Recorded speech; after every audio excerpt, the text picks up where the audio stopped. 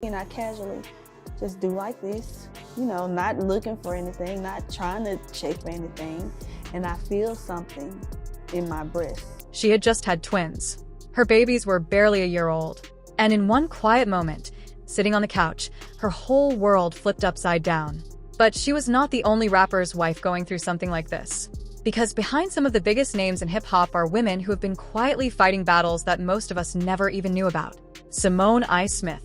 Let's start with one of the most incredible survival stories to ever come out of the hip-hop world, and it belongs to Simone I. Smith, the woman who has been writing for LL Cool J since they were both teenagers coming up together. Simone was diagnosed in 2004 at just 34 years old with stage 3 chondro, which is a rare and very aggressive bone cancer that grows in the cartilage, the soft tissue that connects your bones. What is crazy about how this whole thing started is how easy it would have been to miss completely. She first noticed a tiny knot on her right leg bone while getting her legs waxed. Something so small that even her own sister did not think it was anything serious. Simone kept touching the spot because the skin there felt softer than usual, but she let it slide without going to the doctor right away. The real alarm went off during a home workout when she felt something that made her feel like her leg was about to snap. So, she stopped immediately. Then, she knocked that same spot on a trash can by accident. It swelled up and started hurting, and that was the moment she finally went to get it properly checked out. After an MRI, CT scans, and a biopsy, the results came back and confirmed what nobody wanted to hear. The surgery they had to do to save her was something else.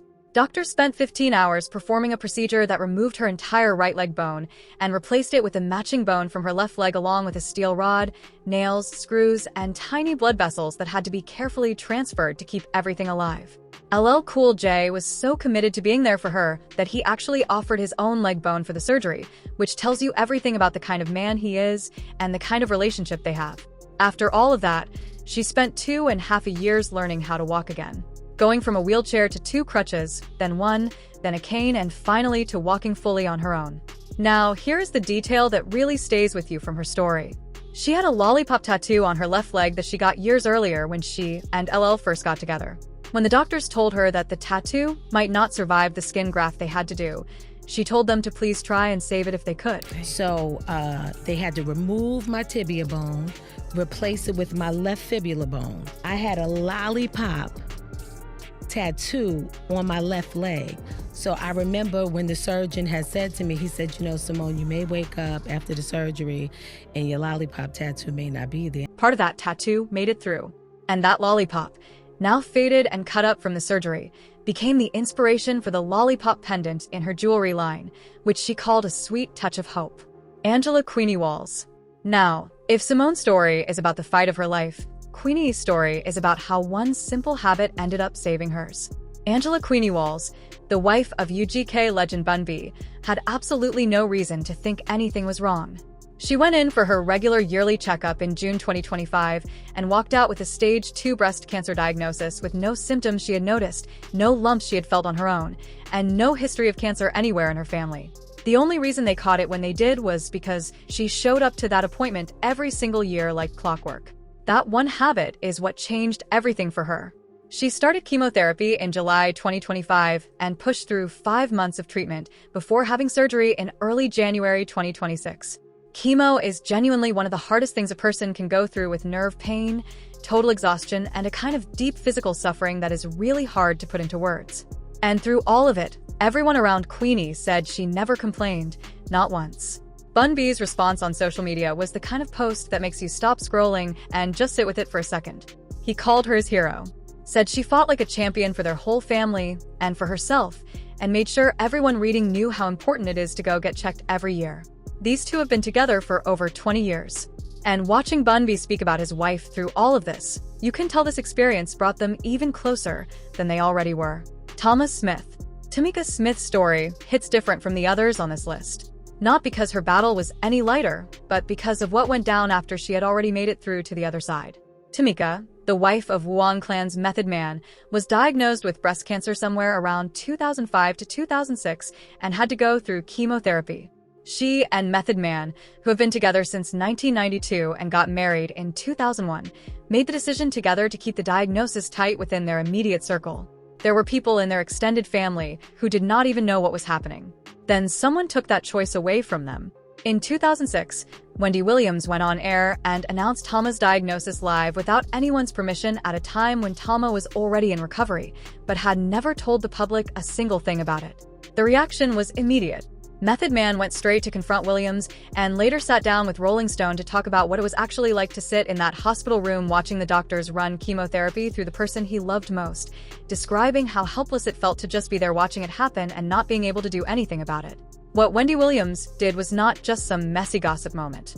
She told a national audience about another woman's cancer diagnosis without that woman's knowledge or permission. While that woman had made a very deliberate choice to keep it between the people she trusted most. Think about how violating that actually is. In 2021, Tamika went on Instagram and addressed the situation herself, pointing out clearly that Williams never apologized and never showed any kind of remorse, while also being firm about the fact that when it comes to a health diagnosis, the only person who gets to decide when and how to talk about it is the person actually going through it, nobody else.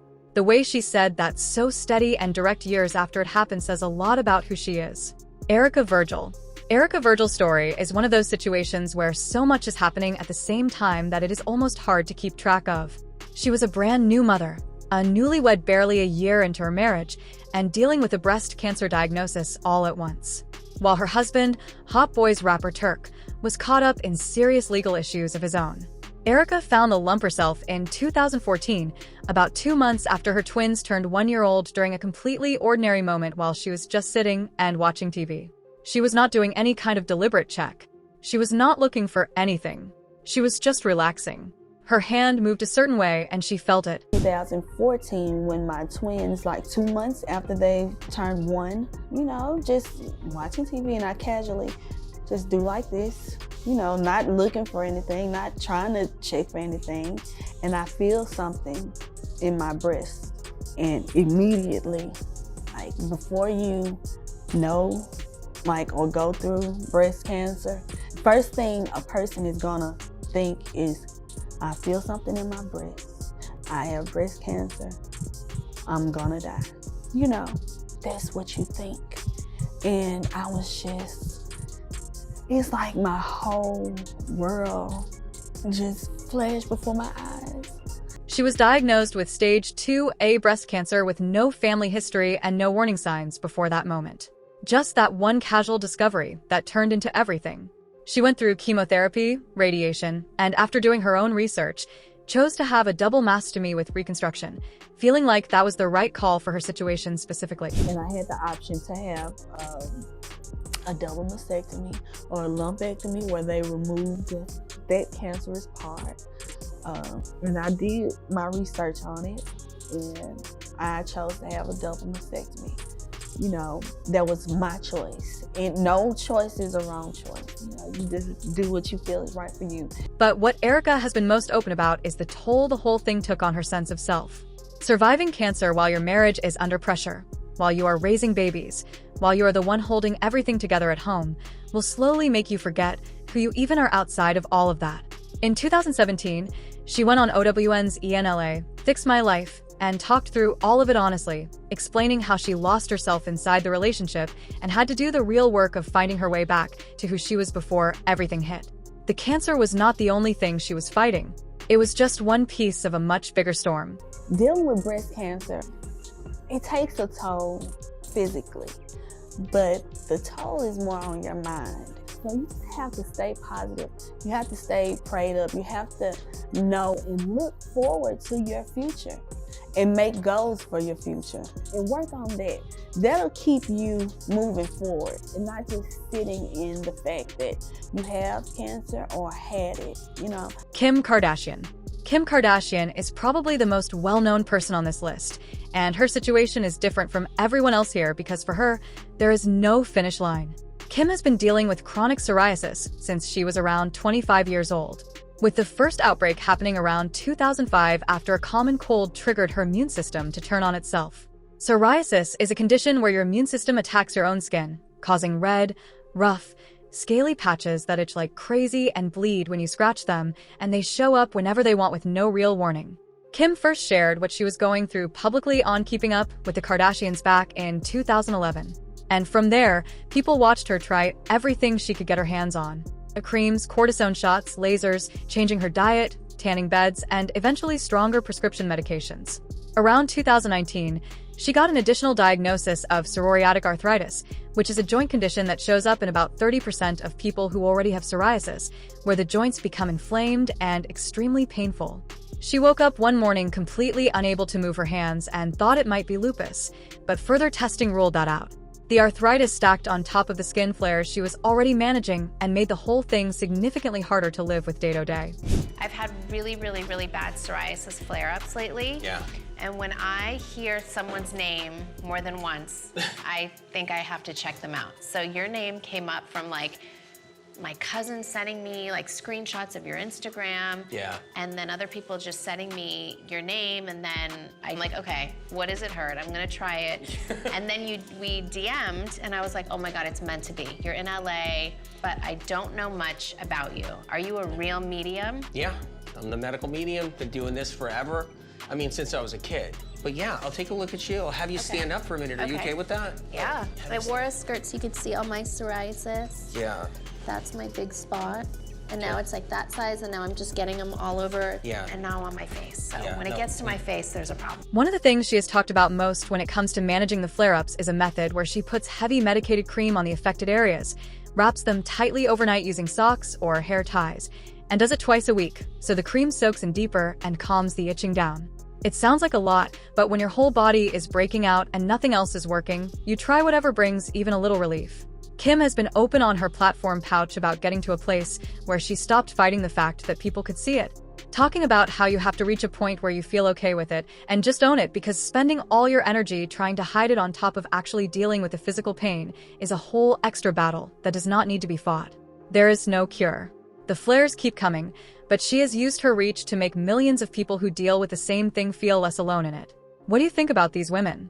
Let me know in the comments section. Also, click on one of the cards on your screen to see more videos like this.